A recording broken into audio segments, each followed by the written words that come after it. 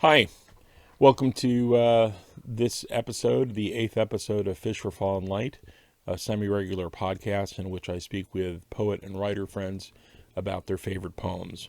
My name is Dan Vera. I just woke up, so I apologize for the slight grogginess. I'm coming to you on Wednesday, June the 3rd. The interview you're going to hear today was recorded on Monday, 2 days ago. And I was very glad to be joined by Yael Flusberg, an old poet friend, activist friend from Poets Against the War organizing and Split This Rock Poetry organizing. We were both on the board there for a few years. And glad that she joined us to share a couple of poems. We sort of connected up on Monday that after this horrible weekend of rage and outrage and protest over the killing of George Floyd, just the latest of continuing number of killings by police of black people in this country. People. I don't know what else to say other than how infuriating and outrageous this is, and how it lifts up the brokenness of the system, the society we're living in, and the unwillingness to really admit and make real changes, not only to our policing structures, but all the elements that add to this situation we're living in. Here in DC, I've heard more military helicopters in the last few days than I've ever heard in the 20 years I've lived in this city. I've, like many of you, we now have the images of seeing soldiers and military soldiers walking our streets. A very distinctive difference in Washington, D.C. than other cities, mainly because the District of Columbia still doesn't have self-rule, is still federal land. And so the current occupant of the White House believes he can do whatever he wants here. He can get away with what he wants to do here. By law. So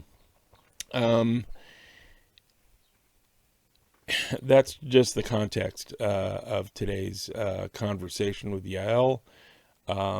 This is going to be a little more of a free-flowing interview than previous ones in the 7 episodes, just because we had to check in with each other and see how we were doing and how we were feeling. So anyway, I don't know what else to say. Please support the organization supporting the protest, Black Lives Matter, the family and friends of those who've been displaced. Take care of yourself. We are still living in a pandemic that is killing people. The waves are still happening, even though we have a horror of a government that will not tell us what's happening. But we know, this is science, it's hard, it's incontrovertible that we will be dealing with more death and destruction however this shakes out. So take care of yourself, take care of your loved ones. Anyway, let's how about a little wisdom, how about a little poetry? Yael brought it on Monday, and here it is. All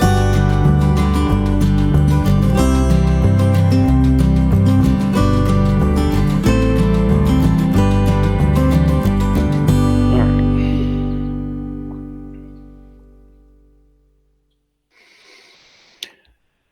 Oh, okay. I think we're on. How are you doing, Yael? That is the loaded effing question. It's been a really hard week, hasn't it? Just, yeah. Yeah. I do. I've been thinking, I think a lot about Rebecca Solnit's book, Hope in the Dark, Mm. and um, and sort of try to take a longer term and a broader view of everything that's happening in the world. And I really admire what the work that's happening, and the sensibility of enough is enough. And Yeah. I do have hope that things will change in a way. I mean, it is interesting. I was born in 1968, which seems to be, that was like a crossroads year, and I think 2020 will always be known as sort of like another kind of crossroads year. So I think so. Yeah. I do look forward to see what's happened next, but it's really difficult to be in the middle of it. Yeah. I was born the year before, so Yeah. I jokingly said that my parents couldn't wait for the summer of love, because I was born in the fall. But yeah, 68, and then it's this morning I was just realizing, like, because I was doing really good about sort of, I mean, I say journaling, but it was just at least writing down something or sketching something from the day. I was pretty good about that through uh, March. And then April just dropped off. Um, no, I'm sorry, April. I was very good about that through April, and then May dropped off. So, and then of course, May is over, and so, and this morning I was trying to get a sense of, kind of realizing that we had been sort of. I was telling Pete we'd been stuck indoors for 3 months. Next week, it'll be, just trying to wrap my head around the idea of spending a quarter of a year, you know, in this kind of situation. And then, I mean, that's hard enough. And then just kind of the constant barrage and brutality, and the feeling through all of this, really, this sense of um, helplessness, wanting to do more and not knowing how to be effective and to stay safe, to not complicate things, and then, what's been going on. I mean, God, it's been going on forever. So it's just kind of this sense of it hitting in the space of exhaustion, and um, I don't know. I mean, I still remain hopeful, because I guess just from I mean, I always try to remember that, like, hope isn't the same thing as optimism. That, is it? Um, Hope is engaged and optimism is spectatory, Mm. but I don't know. It's just so it's been really tough, and these last few days have just been so it's just this overall sense of unknowing, and it's trying to keep my dread in check. Although I have a lot of dread about, yeah, it's interesting you mentioned Rebecca Solnit, because I've seen, she's her work and her words have been popping up everywhere.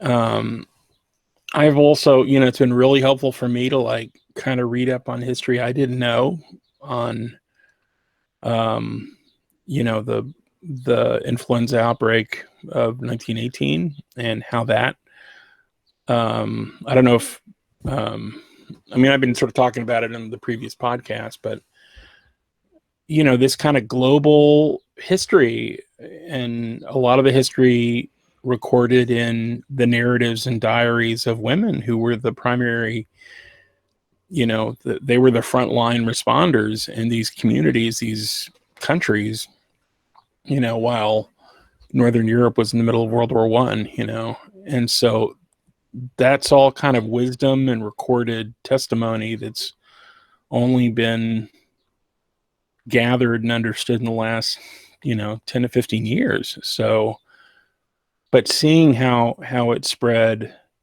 in Brazil, and seeing how it spread, and how we're sort of kind of replicating these waves, these kind of waves of exhaustion and refusing to believe that it's over, and then added to that it's it proliferated or spread based on sort of the stability or instability of the society that you know that it reached. So the inequalities themselves added to the virulence and deadliness of that pandemic, and it's clearly happening again. So It is. It is. Like Singapore during the first wave wasn't hit very hard, but right. then they ignored all their migrant workers. And so they're having a second wave that's really coming from that community. And it does, for me, really bring to bear that a society is only as strong as its most vulnerable communities. Right. And that capitalism, at least in its unfettered form, Yeah. doesn't take into account any of the commons, whether those are commons of trees or wildlife or seas or public health, and that Right. there's so many of the sort of climate issues are really related to health issues. I mean, if something is not good for the environment, it's not good for people, animals, and plants. If it's not good for people, animals, and plants, it's not good for the Yeah. environment. I mean, everything is really interwoven. So, Hmm. yeah. Well, I reached out to you about a poem that you could share on the podcast. And I just say, of all the podcasts, this is the first time I thought, oh, I have Yael on. Let's just talk for a little bit, because it's just been, let's yeah. just let's just talk. So it's so funny, when you first reached out to me, I thought of one death poem, and then because it was one of the first poems that really had meaning for me, and but I don't know that much about the author. And then and Which poem was it? I mean, name can it. I tell? Sure, It's of called course. How the Rainbow Works by Huh. Al Young, Oh, who was, I believe, the poet laureate from California. yeah. I think Um, I want to say Bay Area. Is that, or Oakland? Yeah, I yeah. think so. I think Oh, so. huh. And then there was something in me that today printed out another poem that I realized was also a death poem Huh. by a very different kind of poet, by Wendell Berry, who Mm, lives in rural Kentucky, right? So yep. one is urban, one is rural, one is African American, one is white. The Mad Farmer. Yeah, maybe, which one should I read? How long are they? Do you want to read both of them? Sure. Sure, I'll read both. One of them is a little bit longer, and then we can talk about it. But why don't I start with the Al Young poem, which is Okay. How the Rainbow Works, Great. and he wrote it. The epithingy, as Miss Clifton used to say, was Mm, for Jean Cook on learning of her mother's death. mm, Mostly, we occupy ocular zones, clinging only to what we think we can see.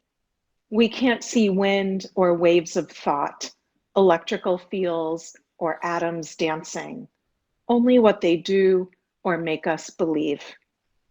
Look on all of life as color, vibratile movement, heart centered, from invisibility to the merely visible.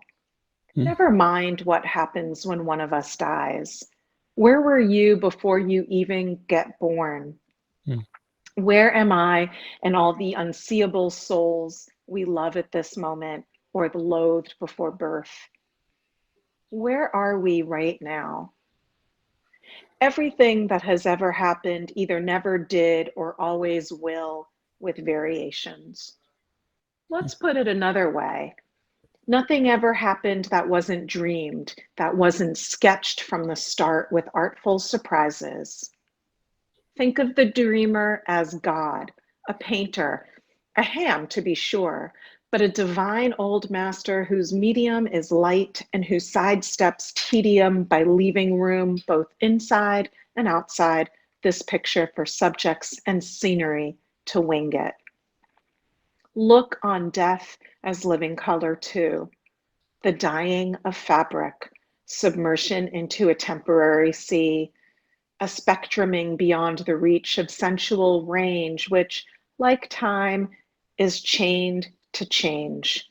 The strange notion that everything we've ever done or been in until now is past history, is gone away, is bleached, bereft, perfect, leaving the scene clean to freshen with pigment and space and leftover light. With pigment and space and leftover light. Wow. What's your relationship with the poem?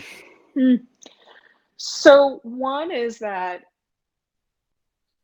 I didn't like poetry when I was young, probably because it was an anthology of poetry, and it made me, I like working hard, kinda, but often a poem used to ask me to work so hard in cultural ways that I just didn't get it. And so when I first started really in my 20s reading and writing poetry, I wanted poems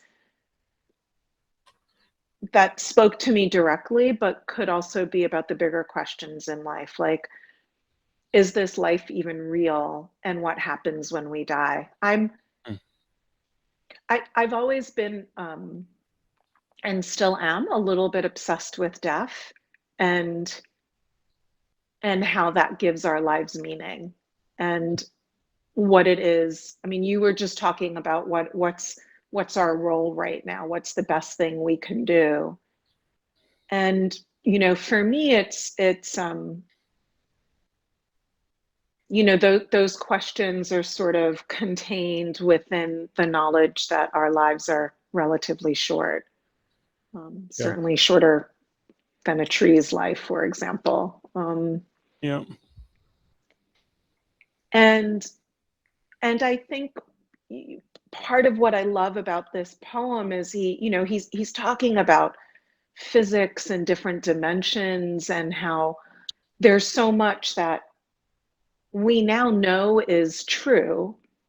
It's been scientifically proven. We've gotten the Right. machinery to prove it, but it's invisible. And so it's a little bit asking, I think even a scientist needs to have faith in something, trust in something in the moments before we get proof. Yeah. I mean, I mean, I think about it in terms of somehow coming to terms with unknowing, which is,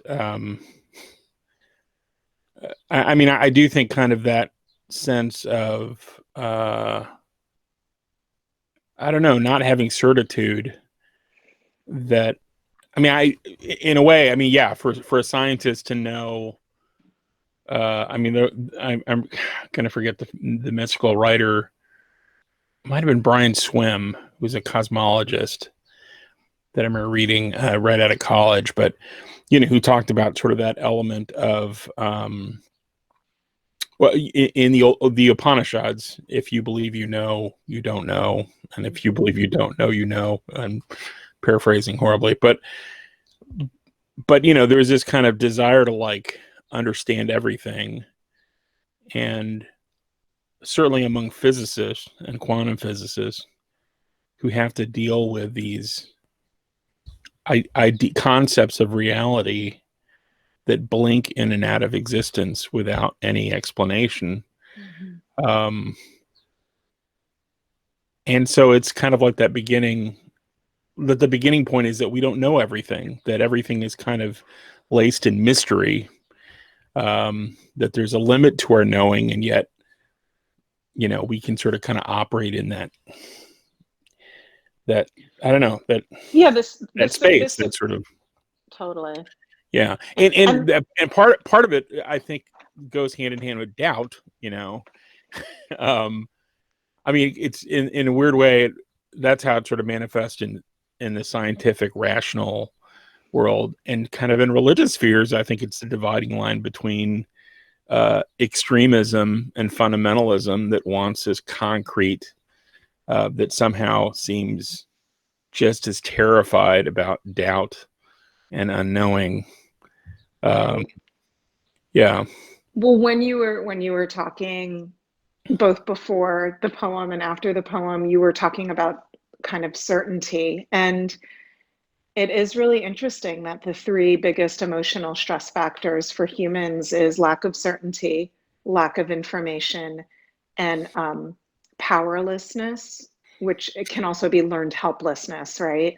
Yeah. Yeah. And and I think governments also respond to that. I mean, we could look at the United States government respond to the pandemic, and yes, we're Right. going to reopen by this day, or Yeah.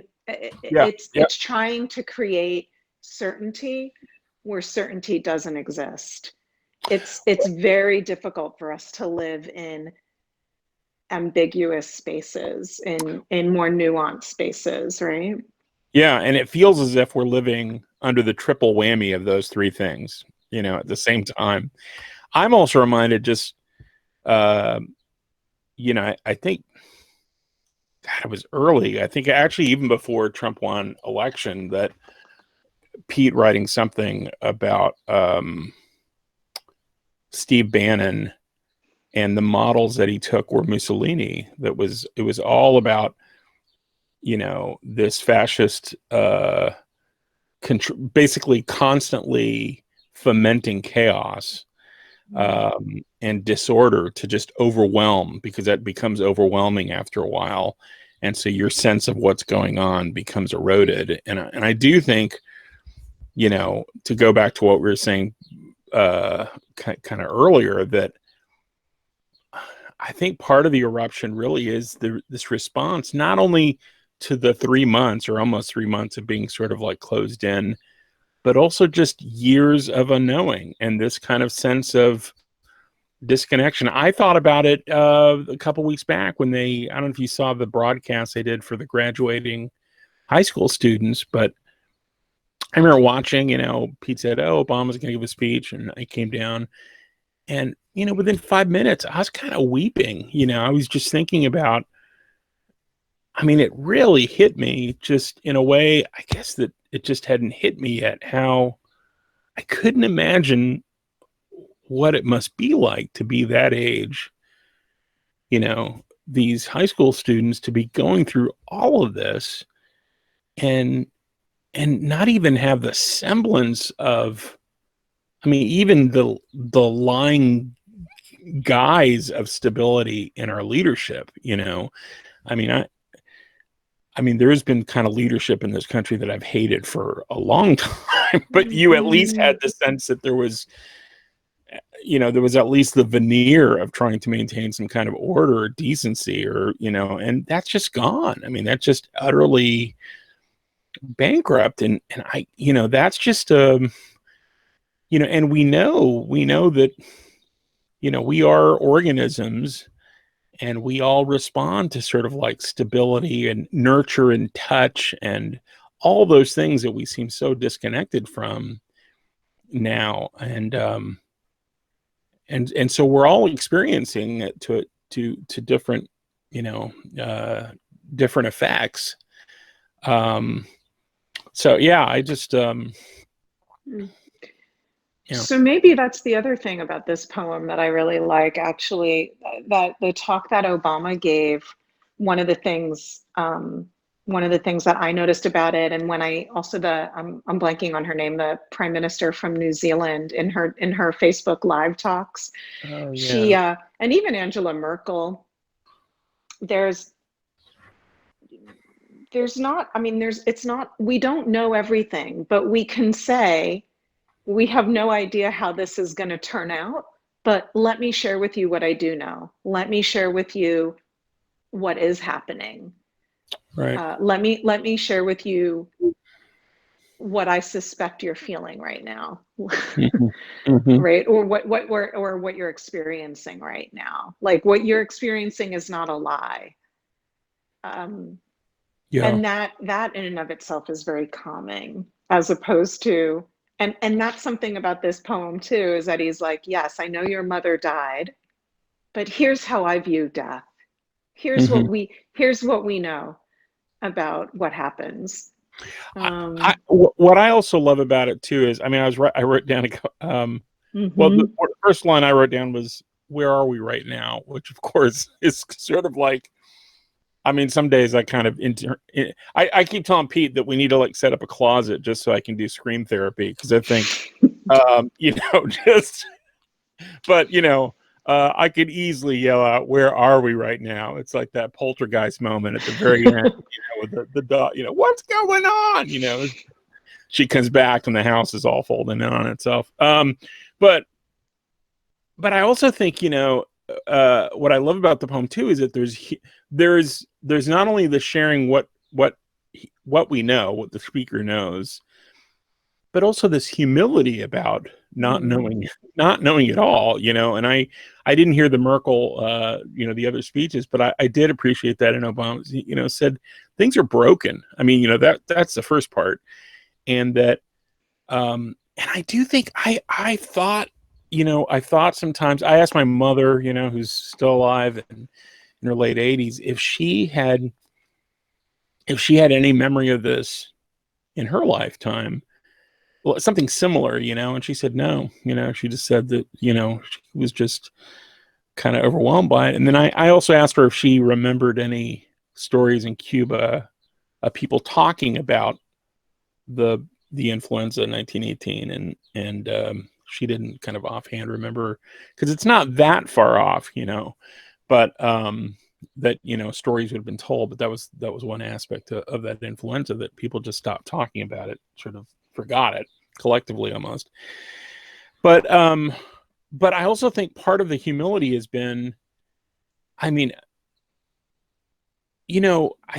I think there's been this attempt, and I think that trying to do these podcasts, sort of an attempt of somehow to sort of share wisdom or sustenance, or um, however we can. But there also is this kind of obvious, when things happened, uh, for those fortunate enough to have, um, relatively stable, good parents, Mhm. you looked up to your parents to sort of like help you understand things, at least that's and the idea that like there's a limit to like what parents, I mean, I've noticed that in Zoom calls with friends who are my age, who have kids, and some of them young adults who are like, in college. And, like there's nothing we can sort of compare this to. This is such a truly, you know, distinct experience. And so it's hard for us to think of something that all generations are experiencing at the same time. Um, and so that's been a real aspect of this too, that it's sort of happening at all ages and all stages at the same And in time. every single country, every Yeah. single Yep. culture, it's That's right. everyone's been told to go to their room and think about what they've done, right? As some people are saying. Yeah. Um, Yeah. Um, well, do you want to share the Wendell Berry? I do. I do. Okay. Thanks for letting me. I'm so Sure. anti-authority that I tend to like to bend the rules. Okay. So this one is from the Sabbath poems. Oh, I love it. Now, explain the Sabbath poems. It's funny. I think that's the first Wendell Berry. So explaining for people who don't know, Wendell Berry lives in, I think, ancestral, right? I think it's like family. He lives in the country, In rural Kentucky. rural Kentucky, woods and farmland, and in the 80s, I want to say, or maybe early 90s, I can't remember. He released a book called I think it's Sabbath or Sabbaths. I have that book. Can you hold up the book? Do you have it there? I don't have the book. Oh, okay. I just Here, printed it out. I will Sorry. pop in right now magically to your right. We'll appear. But he released this collection of poems that he wrote every on the Sabbath. Basically, he would go out for a walk, like on in the woods on his property, and write these poems. And it's been a while since this is gonna have me reach into my library and read them again. But so this is from the Sabbath poems. It's from the Sabbath poems, and this is one of my favorites of his. Also about death. No, no, there is no going back. Less and less you are the possibility you were. More and more you have become those lives and deaths that have belonged to you. You have become a sort of grave containing much that was and is no more in time, beloved then, now, and always. And so you have become a sort of tree standing over the grave. Now more than ever, you can be generous toward each day that comes young to disappear forever, and yet remain unaging in the mind. Every day, you have less reason not to give yourself away.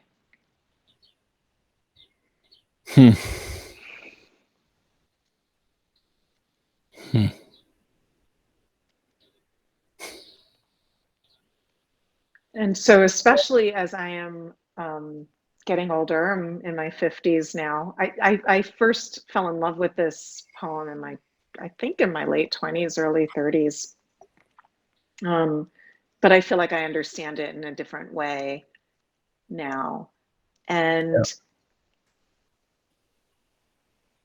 you have become a sort of grave containing much that was and is no more in time. We do become, I think, all of the experiences we've had, the places we've lived, the people we've lived with. Yeah. And yet every single day, this possibility of new. And in some ways, this is, I mean, he is, an ecological poet, a nature poet, but for me, there's a call to activism in here too, a call to generosity. Every day you have less reason not to give yourself away. Like, what are you holding on to stuff for? Whether it's your wisdom, whether it's your material wealth. Yeah, there's a lot there.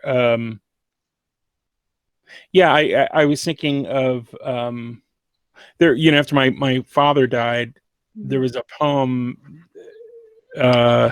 I'm not sure if it's complete. I need to go back and look at it. But part of it was kind of like imagining him like this planet, kind of observing this planet that I couldn't reach anymore, and kind of this that I'd sort of visited. I'd been graced with the opportunity to like know this world and then have it sort of cut off from me. And I think that was kind of an early kind of feeling through this sort of grieving process. But it's clearly rooted in that. I think it's I don't know if it's from the Torah, but the death of a person is the death of a world entire. Something, this idea that, just trying, to write about loss and about grief and about the death of someone feels like this futile experience because, there's just no way that you can fully encapsulate this entire life. Um, and then there's some times where you just, in your own life, you have this experience, you have these moments that you can at least sort of look back and sort of see how full your life has been, like the different sort of places and periods in your life. And I think about it, especially around music, Mm. and how, the ways that music and particular musicians sort of came into my life at certain kind of moments. I mean, that music sort of captures that sort of element of it. Um, and certainly writers, like I think, yeah, Barry came to me at the same time. I mean, I was out of, yeah, before grad school, but yeah, after college. So late 20s, 30s. Um, Whenever the book came out, because I think I'm sure I picked it up in a bookstore. But yeah, each door seemed to open up a successive door. Hmm. And the other aspect of it I love too is I think it's is it Schopenhauer who has this great line about how when we're in the middle of living life, it seems to be absolute chaos. Like nothing seems to make any sense as it's sort of unfolding. And that when you look back upon your life, it looks as if it were written by a novelist. Like people enter into your life and, these crazy occurrences just happen. These accidents happen that just suddenly take you in a direction you never expected. Um, Like you know, strange attractors in chaos theory, right? right, right. Yeah, that's right. These kind of punctuated. Yeah. Yeah. Yeah. Hmm. Well, thanks for sharing both of those poems. So my pleasure. So my pleasure. Um, I think it's just my own, for myself also wanting to understand both the reality of death and that there might be something that we can't quite see. There might be something that's invisible to us.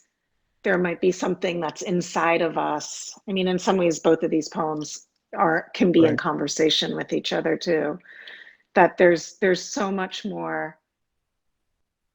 There's so much more than we can understand with our limited perspectives, and yet we can also make pretty incredible choices about how we want to live and how we want to be with one another. And Hmm. that to me, especially, I mean, that always strikes me as really important work, Hmm. but especially in challenging times, like in the middle uh, of a global pandemic with no Yeah. end in sight, where uh, the possibility of people not waking up, the possibility of people not changing course to something that's really much more honorable and Hmm. respecting of human life over the I or life over the dollar. Yeah. It just seems even more important for us to figure out, like, where are you now, like why are we here? Every day you have no reason not to give yourself away. Hmm. Hmm. And it pertains to the macro level too. As far as like where we are. I mean, I was going to say as a society, but as a planet, the the pandemic book, the historians, they really don't, like, the big mystery seems to be why everybody, there are no memorials. There are no memorials to the 1918 pandemic. Mhm. And it was the deadliest pandemic in global history. Just it's millions died. And one of the so they were just left to theories. And of course, one of the theories was that it was just so absolutely deadly and harrowing, and it just seemed to happen kind of willy-nilly, that people in their shock just chose collectively just to forget it. They couldn't deal with the grief of that much death. And so I do think about it in the context of and it's enlaced in sort of this attempt to sort of reopen, and somehow I can see it. I can see it in this, people in 1918 as society were much closer to death than we are in our modern society that's so death denying, and we're so like scared of it and freaked out by it and stuff. And it just wasn't this ever present thing. So I think, if that society was so overwhelmed by their experience that they chose to forget it, I mean, I don't know. I think that's like a real challenge. It's not that we should be, admired in death, but at the same time, I have a hard time people talking about our leadership or lack of leadership's response to the pandemic. I think about our lack of leadership and response around climate change and about the death of the planet, or I should say the death of our sustaining planet, because the planet will keep trucking along, Of course, once move we're out of the other way. species. It's our arrogance, Yeah. but, I or the think lack of leadership around that. It's like that somehow we can't wrap our head around that death. So, yeah, I mean, all those things are just, it's sort of that question that keeps being asked over and over again. What will it take for people to like really kind of come awake? And there is an aspect to sort of like, what's been happening in these few days that makes me think about that, in the context of all the outrages and all the miseries that, just the inhumanities, that have constantly been, with us, not before Trump, but certainly, well with the I mean, starting with the genocide of First Nations, right, yeah, throughout the hemisphere. I mean, for me, that was the sort of the first level of avoidance. We have avoided that. right. When you talk about, I mean, we have avoided thinking about slavery and what was promised to freed slaves, right? 40 Mhm. acres and a mule, Well, and and I should say, First Nations people who were, part of the process there was weaponizing pandemics, that's weaponizing right. That's right. smallpox, That's right. through the Americas, and yeah, yeah. I'm sorry, yeah, all the way through slavery, yeah, and And then everything Reconstruction, that we've kept avoiding. And it does seem to me that, I mean, you started by talking about grief. And it seems to me that the very last thing we should be doing is avoiding it. The very last thing we should be doing is avoiding the just looking at the injustices. yeah, yeah, There's for me, there's a very human element that if you avoid the human element, you're never going to stop avoiding at the policy level. mm-hmm. I think they're very much connected. Right. I kind of want to leave it there. I don't want to put a pretty little bow on it. I mean, I think, I I think that's one of the things I appreciate about, we can sustain one another in the hard work of staying awake, Mhm. um yeah, and those are both, um can you give the names of the poems again, just so I can? Sure, sure. So the first one is How the Rainbow Works Oh by yeah. Al Young. And I've actually never seen a title for the Wendell Berry. Often people will give the first line, no, no, there's no going back. I'll look it up, but I think the reason for that was that it was either dates or numbers. I'm trying to remember in the book, I but I think it kind might of be have a vague numbers. Yeah, memory of that. yeah. Yeah.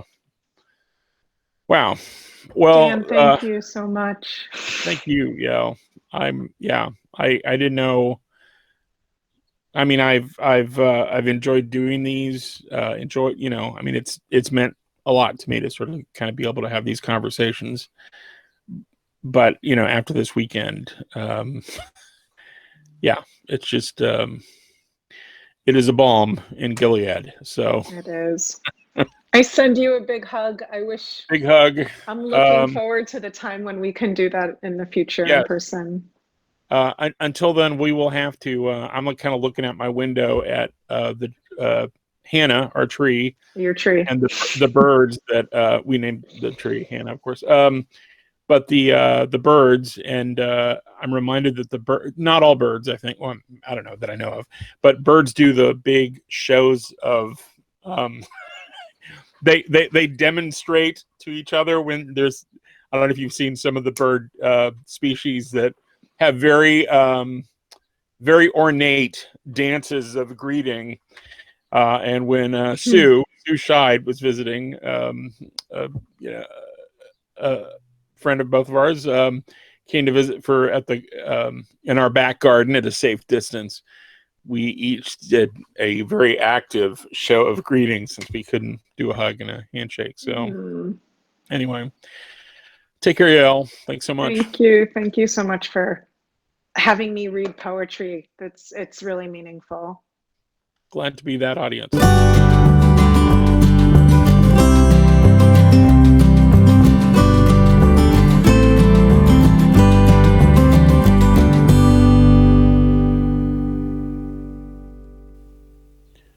I want to thank Yael Flusberg again for bringing us those two poems by Al Young and by Wendell Berry.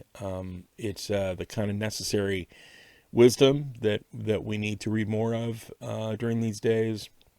So thank you, Yael. Um, I should add that in trying to track down the poem by Al Young, which collection it appeared in, I came across these lines from an interview he gave that just speak to the power of art, of poetry, the power of imagination, and we need it. We need this kind of wisdom now more than ever. Al Young, in response to a question, said, "I think that even the poets that's just involved with words should feel that his language can change things, if only by changing the way one other person looks at quote unquote reality. Poets should alert people to the fact that they have imaginations. There's something else down beneath that flesh and blood and gray matter, and that's the only thing that's going to change the direction we're moving in. It doesn't matter whether you look to the west or to the east, we're all getting squashed and becoming more and more dehumanized by the forms our governments are assuming." Al Young said those words in an interview in 1973. It was published in the New Orleans Review in the summer of 1973. So, almost 50 years ago, we have wisdom that could be spoken today. Vigilant and resistance and commitment to a more sane and loving and sustainable and gentle, nurturing society is what we need to recommit ourselves to at these moments. If you are feeling outraged, it's because you're awake and you're not sleeping anymore, and maybe you've never been asleep. Take care of each other. Take care of yourself. Be gentle with yourself. Reach out to those you haven't spoken to in a while. If you're thinking about someone and how they're feeling, check in with them. Send them a note. Give them a call. Now are the times when we need to hold each other, hold each other in ways that let people know that they are still connected and still alive and still thought of. I will end this poem the way I end this podcast the way I end each podcast, with the poem that inspired the title for this podcast, "Fish for Fallen Light." It's a poem by Pablo Neruda. In Spanish, it goes: Si cada día cae dentro de cada noche, existe un pozo donde la claridad está imprisionado. Tenemos que sentarnos a la orilla del pozo de la oscuridad y pescar por luz caída con paciencia. If each day falls inside each night, there exists a well where clarity lies imprisoned. We must sit at the rim of the well of darkness and fish for fallen light with patience. Take care of yourself. I'm going to go get a glass of water. Be gentle with yourself. Find ways of staying involved and taking care of one another. All right. Take care. See you in the next one. Bye.